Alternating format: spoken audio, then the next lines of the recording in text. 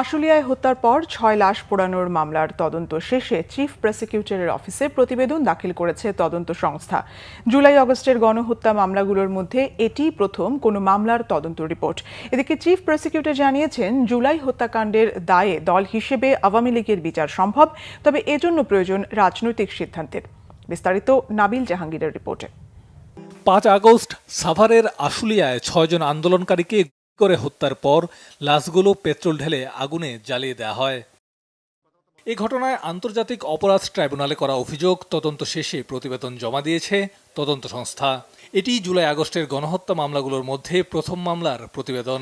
আশুলিয়ায় যে ৬ জনকে গুলি করে হত্যার পরে তাদের লাশকে প্রথমে ভ্যানে তুলে, রিক্সা ভ্যানে, তারপরে ভ্যানের থেকে চ্যাংদোলা করে আবার পুলিশের ভ্যানে তুলে আশুলিয়া পুলিশ স্টেশনের পাশের একটা জায়গায় যে পেট্রোল দিয়ে আগুন দিয়ে পুড়িয়ে দেওয়া হয়েছিল, যে ইতিহাসের নির্মমতম ঘটনা, সেটির তদন্ত রিপোর্টটা সমাপ্ত হয়েছে। সেটির ড্রাফট বলা যাবে বা চূড়ান্ত রিপোর্ট যাই বলেন, সেটা আমাদের হাতে এসে পৌঁছেছে।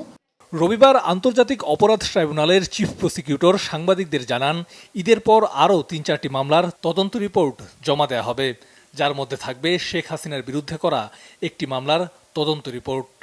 যাচাই বাছাইয়ের কাজটা চলছে। আমরা আশা করছি ঈদের পরপরই আরও ৩-৪টা মামলার তদন্ত রিপোর্টও আমরা হাতে পেয়ে যাব, অর্থাৎ চিফ প্রসিকিউটর অফিস হাতে পেয়ে যাবে। এক প্রশ্নের জবাবে চিফ প্রসিকিউটর বলেন, দল হিসেবে আওয়ামী লীগের বিচার আন্তর্জাতিক অপরাধ ট্রাইব্যুনালে করা সম্ভব।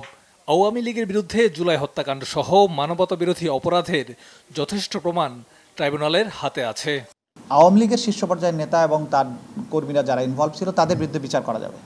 পাশাপাশি দল হিসেবেও কিন্তু দলের বিচারের মুখোমুখি করা যায়। আমরা সেই দিকে যাইনি এখন পর্যন্ত। সেই ধরনের এভিডেন্স সাফিসিয়েন্টলি আছে। সরকার যদি সিদ্ধান্ত গ্রহণ করে আমাদেরকে জানান, তাহলে সেটাও করা সম্ভব, বাট এটা সম্পূর্ণভাবে রাজনৈতিক সিদ্ধান্তের বিষয় বলে আমরা মনে করছি। জুলাই আগস্টের মানবতাবিরোধী অপরাধের বিচার প্রক্রিয়ায় কোনো কালক্ষেপণ করা হবে না বলেও জানিয়েছেন chief prosecutor. Nabil Jahangir, Bangla vision, Dhaka.